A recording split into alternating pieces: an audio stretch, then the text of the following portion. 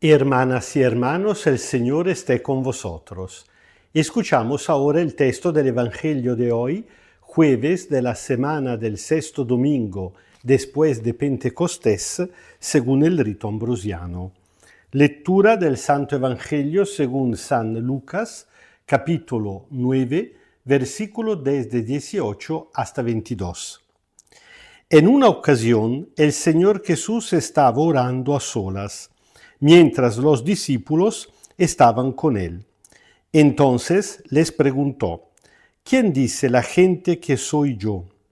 Ellos respondieron: unos dicen que eres Juan Bautista, otros que eres Elías, y otros que algunos de los antiguos profetas que ha resucitado.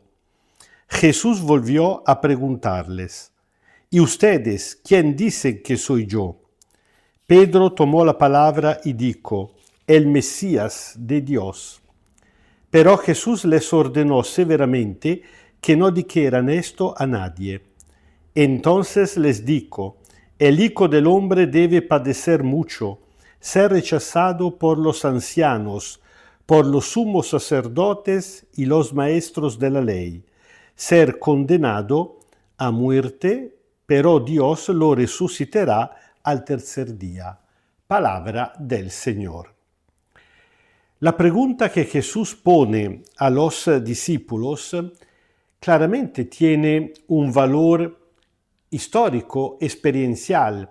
Llegado ya a un buen punto de su ministerio, Jesús desea verificar lo que la gente ha entendido de él y sobre todo lo que han entendido los discípulos suyos, cómo lo están conociendo. Al mismo tiempo, pero, es la pregunta, no simplemente una pregunta, sino la pregunta fundamental de los 4 evangelios. ¿Para qué han sido escritos los evangelios? Para ayudarnos a responder personalmente a esta pregunta. Aquí el valor es doble. Por un lado se trata de conocer quién es el Señor Jesús, pero no basta y no bastaría una respuesta aprendida tal vez de memoria al catecismo. Uno puede responder de manera correcta, pero para Jesús no sería todavía suficiente. No le basta saber quién soy yo, sino quién soy yo para ti. Pensamos, por ejemplo, a 2 enamorados.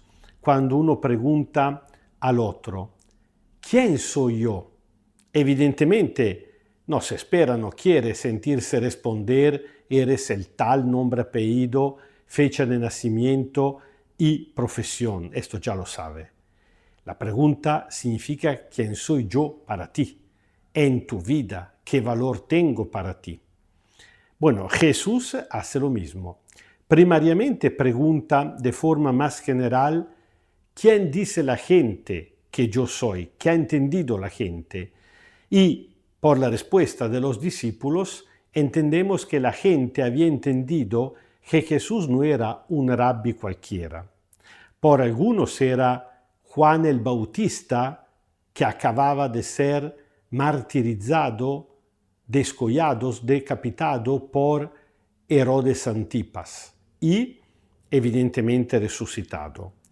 O por otros era Elías, el más grande de todos los profetas, mítico del Antiguo Testamento, o uno de los otros profetas, siempre resucitado. Es decir, la gente piensa que Jesús es una figura excepcional, un gran profeta que después de haber muerto ha regresado con el poder de Dios mismo. Por eso puede actuar los milagros, las sanaciones e incluso resucitar a los muertos.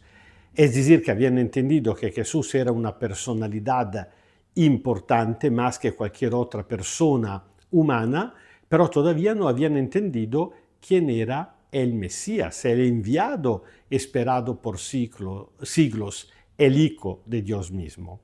Entonces, a este punto, Jesús pone la pregunta más directa. Dice, ¿y ustedes quién dicen que yo soy? Esta pregunta tiene incluso un matiz de cariño, ¿quién soy para ti?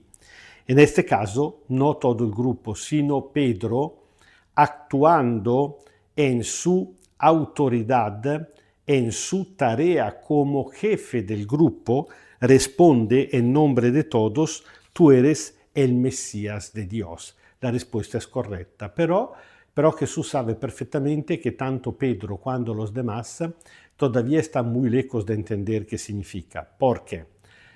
Porque en la mentalidad y en las expectativas de la época, el Mesías hubiera tenido que venir con el poder de Dios para instaurar con la fuerza el reino de Dios.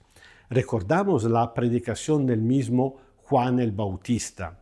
Había anunciado que el Mesías hubiera venido con el bastón, el hacha y el fuego para golpear, para cortar a las raíces y quemar a los pecadores, a toda la injusticia, no solamente a la injusticia, sino también a los injustos. Al contrario, Jesús será Mesías de una forma totalmente diferente. No vendrá a castigar, a matar, a quemar, a juzgar a nadie, sino a cargarse de toda la violencia de este mundo, hasta el punto de sacrificarse a sí mismo para salvar a los demás. La cruz será sí el momento del juicio universal, pero el juicio en el cual, y por eso es una buena noticia, Dios definitivamente juzga al mal, al pecado, a la muerte, vence a la muerte, vence al gran enemigo y pero perdona a todos los pecadores. Bueno, Jesús ordena que no digan a nadie que Él es el Mesías, precisamente porque la gente no estaba preparada y aún más se hubiera cargado de expectativa totalmente equivocada, hasta el punto de dejar de escuchar su palabra para empezar a fantasticar. Bueno, Jesús es sí el Mesías, pero no según la perspectiva humana, sino que la perspectiva de Dios. El Señor esté con vosotros. Kyrie eleison, Kyrie eleison, Kyrie eleison. Os bendiga Dios Todopoderoso, Padre, Hijo y Espíritu Santo. Amén.